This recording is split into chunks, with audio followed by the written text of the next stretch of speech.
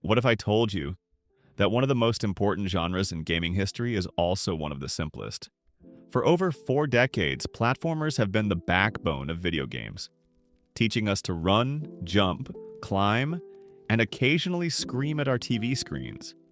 From 8-bit arcades to modern 3D worlds, from 8-bit plumbers to gravity-defying knights, platformers have shaped not just our childhoods, but the entire gaming industry. Whether it's running, jumping, or dodging hazards, these games have pushed our reflexes and our imaginations. Today, we're exploring the history of platformers, where they began, how they evolved, and why they remain one of gaming's most beloved genres. Sit back, relax, and grab some snacks, for this is the story of how a simple jump changed gaming forever.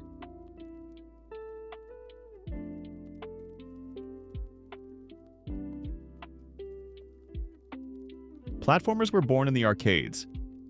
It all began in 1981 with a stubborn gorilla, a damsel in distress, and a carpenter named Jumpman, better known today as Mario.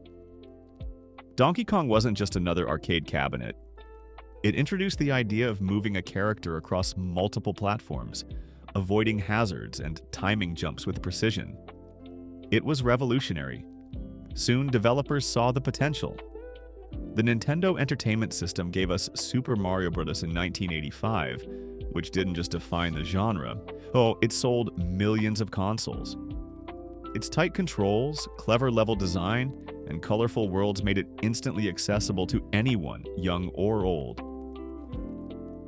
Sega joined the party with Alex Kidd, Konami gave us Castlevania, and suddenly platformers weren't just a genre. They were the genre.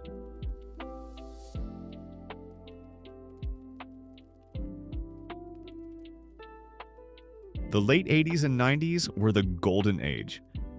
Nintendo's mascot plumber met his rival, a blue hedgehog who could run at blistering speeds. Sonic the Hedgehog turned platforming into a high-speed thrill ride, and the so-called mascot wars began.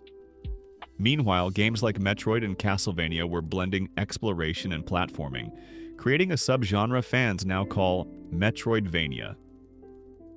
These games encouraged backtracking, upgrading, and clever navigation, adding depth to the traditional jump-and-run formula. Then came 3D.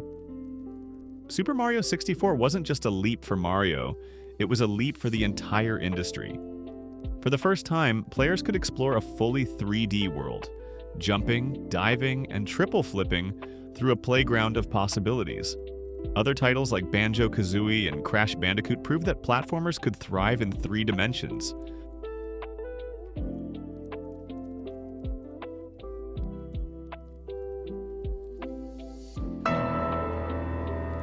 By the mid-2000s, the gaming landscape shifted.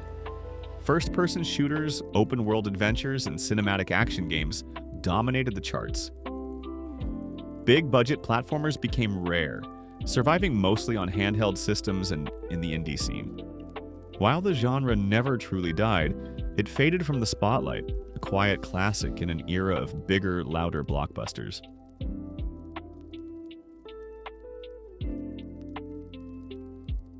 You might think platformers were left in the past, but the truth is, they've been staging a quiet, powerful comeback.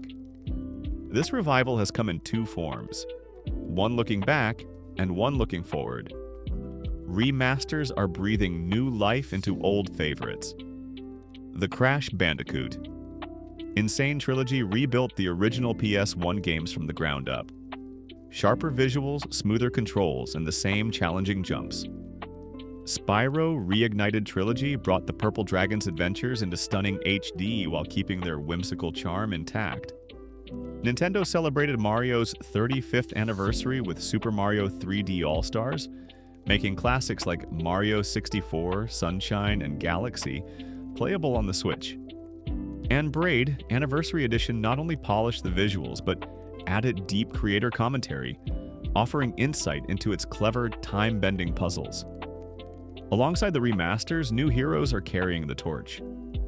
PlayStation's Astro bot games use VR and PS5's haptic feedback to make platforming feel magical again. Indies like Celeste deliver razor-sharp controls and deeply personal storytelling, while Ori and the Will of the Wisps enchants players with hand-painted worlds and fluid movement. Even co-op titles like It Takes Two blend platforming with puzzle solving, showing the genre's versatility. Better animation makes characters feel alive. Level design mixes cinematic spectacle with precise gameplay. Indie teams bring innovation and emotional depth. And yet, beneath all the modern polish, the joy of movement remains the same. These games prove platformers aren't just nostalgic relics, they're evolving, and they're here to stay.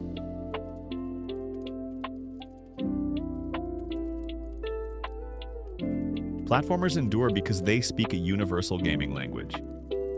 You don't need a tutorial to understand, press jump, reach the goal. They're accessible to beginners, yet challenging to master. They inspire creativity in level design, influence countless other genres, and most importantly, they're fun. Pure, unfiltered fun.